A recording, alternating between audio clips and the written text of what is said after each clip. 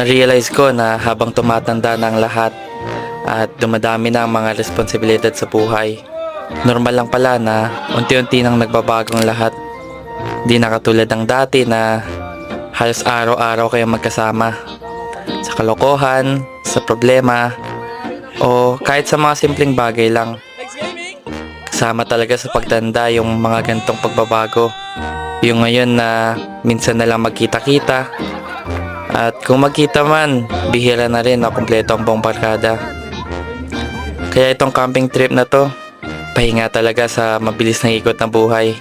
Dito mo marirealize na kahit gaano ka pa ka-busy o kahit ilang taon pang lumipas, ang totoong pagkakaibigan hindi basta nawawala.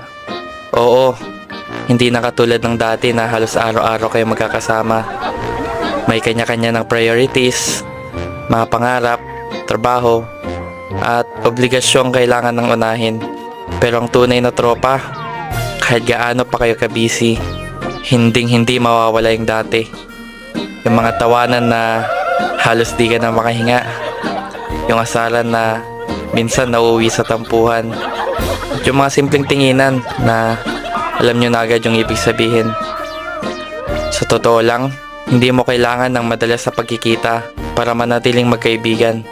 Ang tunay na pagkakaibigan, hindi nasusukat sa dami ng oras sa pagsasama, kundi sa lalim ng samahan kahit hindi na kayo palaging present sa buhay ng isa't isa.